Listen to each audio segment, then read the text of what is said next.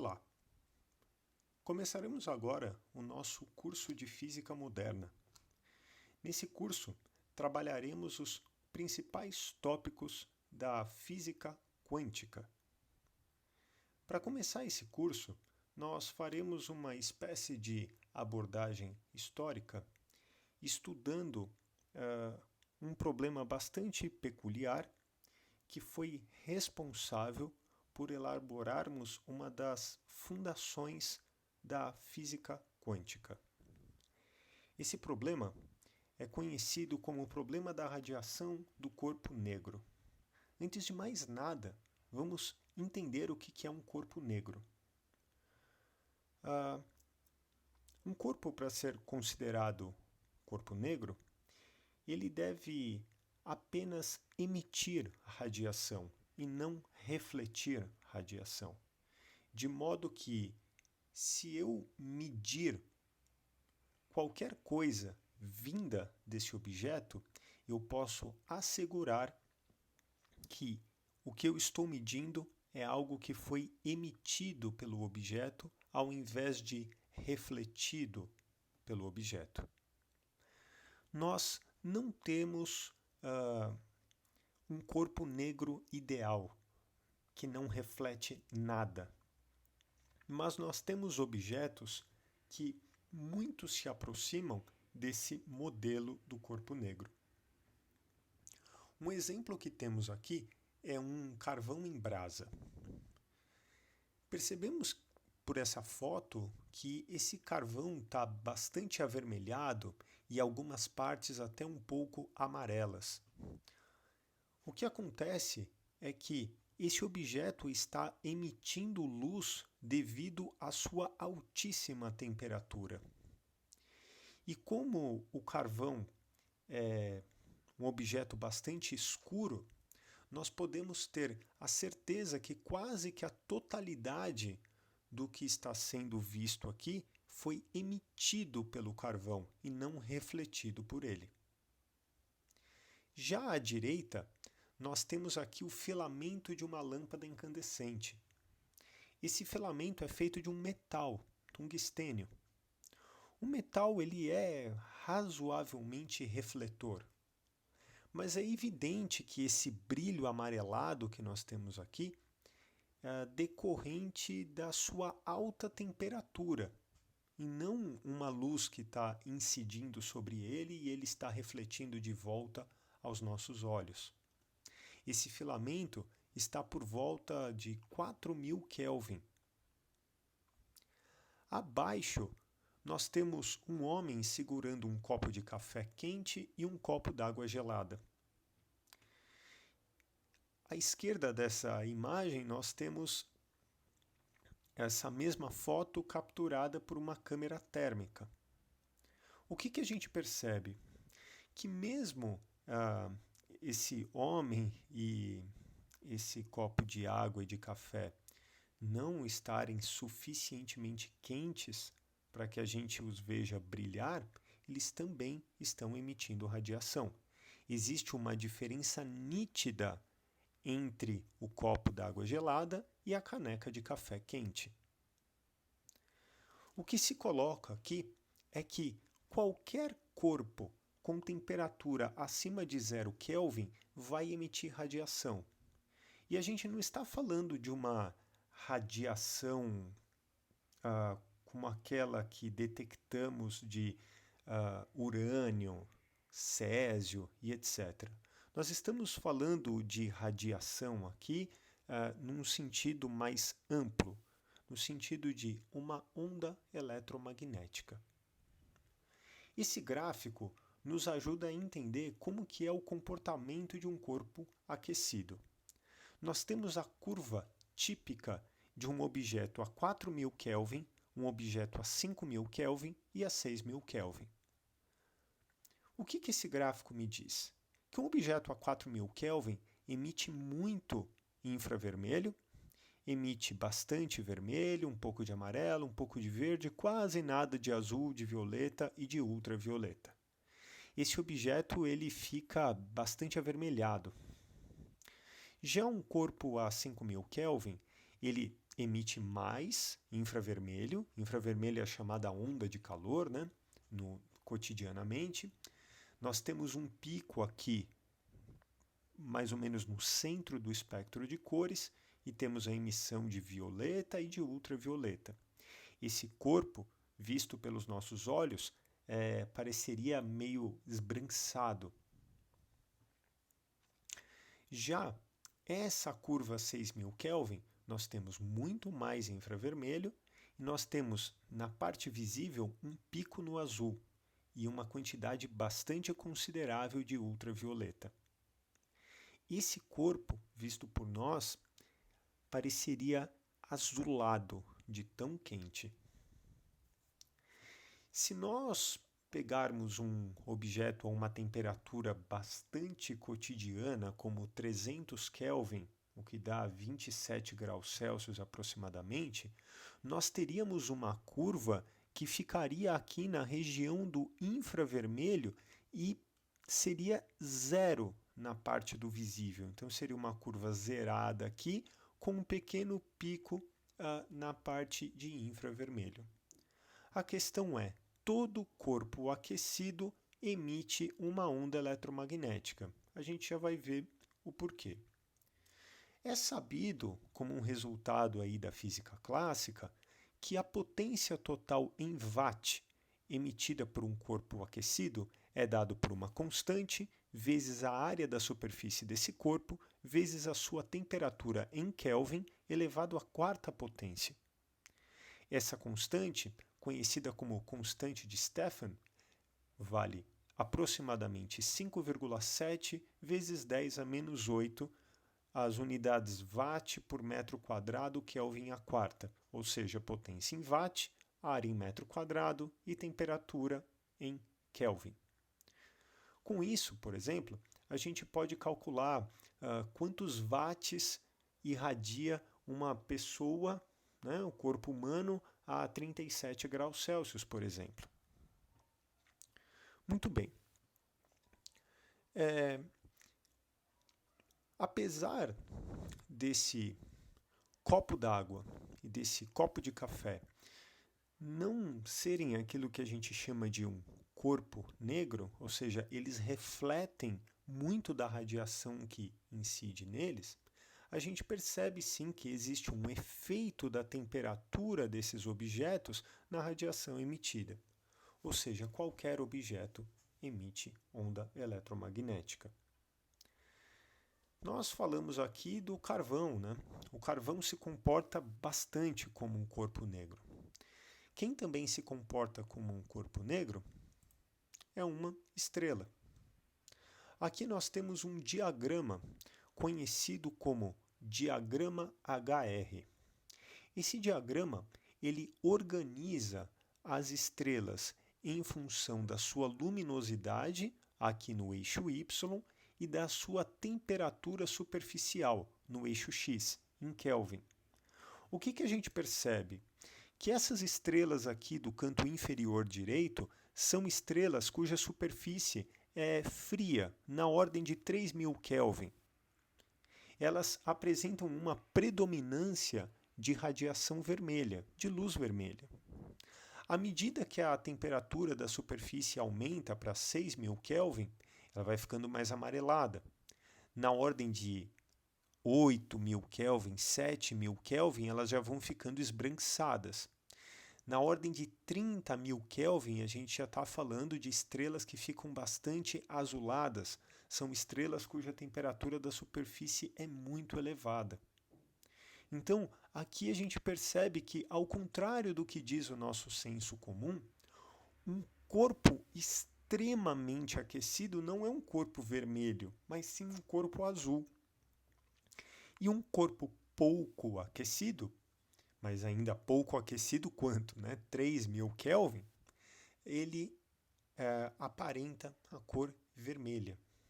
Ou seja, essas estrelas aqui, a gente pode ter uma segurança de que a luz que a gente vê foi emitida pela estrela. E essa luz chega em nós, essa luz acontece em função da alta temperatura da estrela. É ela que está emitindo essa luz. Agora, vamos voltar ao gráfico do corpo negro e entender o que isso tem a ver com física quântica. Olha só, a gente percebe que um corpo aquecido tem essa curva aqui, desenhada por essa linha cheia. É isso que eu meço. Porém, a previsão teórica da radiação do corpo negro prevê essa curva pontilhada aqui. Ou seja, nós não conseguíamos fazer uma conta, nós não conseguiríamos encontrar uma fórmula matemática que descrevesse essa curva cheia aqui. A previsão matemática, utilizando os nossos conhecimentos de distribuição de velocidades num corpo aquecido e de ondas eletromagnéticas, prevê essa onda pontilhada aqui. Ela só concorda com os resultados experimentais para comprimentos de onda muito grandes. À medida que a gente encurta o comprimento de onda, ou seja, aumenta a frequência, ela prevê uma emissão de energia muito maior do que a que de fato a gente encontra. Essa previsão errônea foi conhecida como catástrofe do ultravioleta. Por quê? Porque se essa curva continuasse subindo, né, se a gente continuasse traçando essa curva para frequências maiores do que o violeta, ou comprimentos de onda muito pequenos, nós teríamos a emissão de uma quantidade quase infinita de radiação ultravioleta. E isso não é verdade. Bom, vamos ver um pouquinho de onde que saiu essa previsão clássica e errônea. Olha só, a teoria clássica previa o seguinte: o corpo está aquecido. Esse corpo ele é feito de matéria e essa matéria tem partículas carregadas, que são os prótons e os elétrons. Devido à temperatura desse objeto, as suas moléculas e, portanto, esses constituintes carregados estão vibrando. Nós conhecemos até da termodinâmica gráficos que mostram a curva de distribuição de velocidades das partículas. Olha só, essa curva azul aqui é a curva de distribuição de velocidades para um objeto a 183 Kelvin. Nós percebemos aqui que nós temos uma grande quantidade de partículas lentas, né? E alguma quantidade, só que cada vez menor, de partículas que são mais rápidas. Quando eu aqueço o objeto aqui na curva vermelha a 283 Kelvin, esse pico de partículas se desloca para uma velocidade um pouco maior. Quando o objeto chega a 383 Kelvin, eu tenho um pico ainda maior de partículas mais rápidas, né? Esse pico vem se deslocando para velocidades maiores. Bom, então a gente tem que imaginar que eu tenho cargas elétricas ali no movimento de vibração. E a gente já viu em magnetismo que uma partícula eletricamente carregada, quando vibrando, ela vai emitir uma onda de natureza eletromagnética, que é um campo elétrico e um campo magnético oscilando simultaneamente. Bom, em todos esses cálculos que foram feitos, nós não vamos reproduzir esses cálculos nesse curso, assumia-se que essa energia transportada pela onda era uma grandeza contínua. E essa energia estava ligada à velocidade de vibração dessas partículas. Quando a gente fala de energia contínua, a gente está dizendo que é possível ter um valor de energia tão pequeno quanto o meu cérebro puder imaginar. Eu posso ter uma energia de 10 a menos 10 Joule, ou 10 a menos 100 joules, ou 10 elevado a menos 1 bilhão de joules. Eu posso ter qualquer valor de energia que eu quiser. E assumindo isso nos cálculos, a gente chega nessa curva pontilhada aqui, que é uma curva claramente errada. Bom, isso significa que a minha teoria deve ter algum problema, porque ela em nada descreve a realidade. Bom, um físico chamado Max Planck se debruçou sobre esse problema.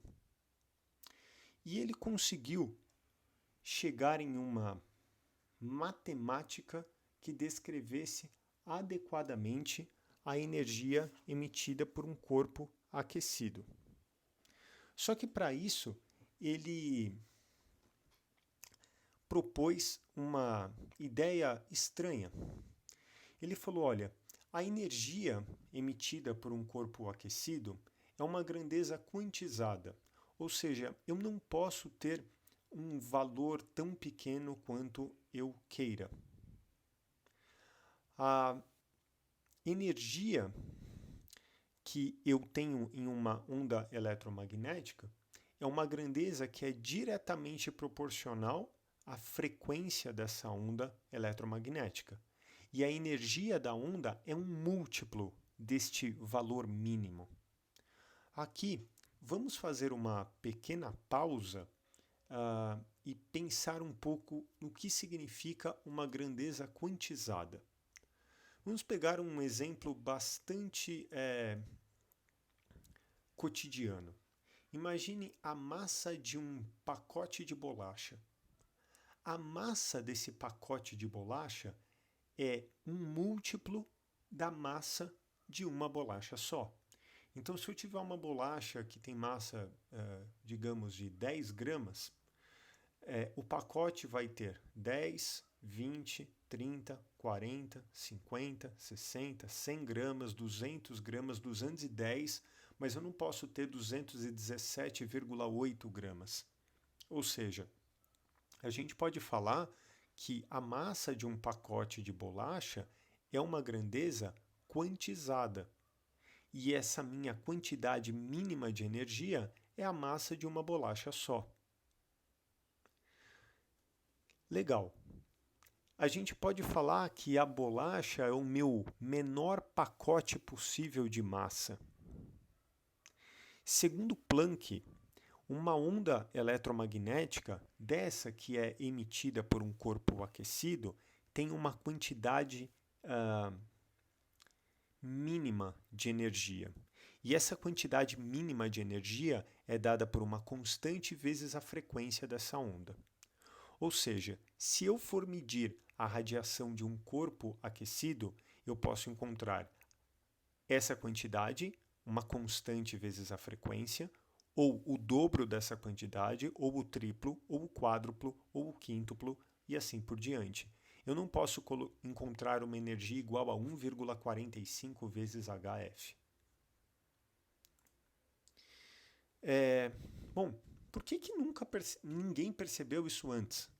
Por que nunca ninguém notou que essa energia era quantizada? Bom, a resposta está no valor dessa constante H, conhecida como a constante de Planck. A constante H é 6,63 vezes 10 a menos 34 joules segundo. Ou seja, 10 a menos 34 é um valor extremamente pequeno, de modo que a gente não consegue perceber a quantização. Então, veja só que interessante. Se a gente for pensar, a rigor, a massa de um copo d'água é quantizada. Desconsidere a massa do copo. A massa da água que está ali dentro é o múltiplo da massa de uma molécula de água. Só que essa molécula de água é tão pequena que, para efeitos práticos, para balanças que não são atomicamente precisas, parece que eu consigo ter uma massa de água tão pequena quanto eu quiser. Ou seja, parece que a massa de um copo d'água é uma grandeza contínua. Bom, essa ideia estranha do Planck, ela descreveu bem o corpo negro. Quando ele assume que essas moléculas que estão vibrando estão emitindo energias de forma quantizada, ele conseguiu descrever adequadamente essa curva aqui, que é a curva real de um corpo negro. Entretanto, apesar dele ter descrito precisamente a radiação emitida por um corpo aquecido, ele não tinha um respaldo que justificasse.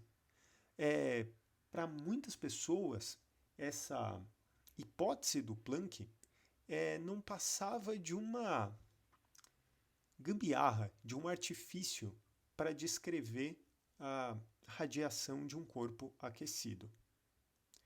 Bom, o que eu espero que vocês tenham absorvido dessa aula?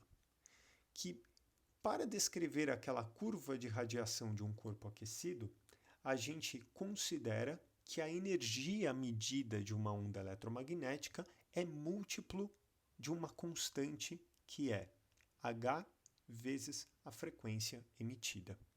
Ok? A gente vai continuar com esse conceito nas próximas aulas.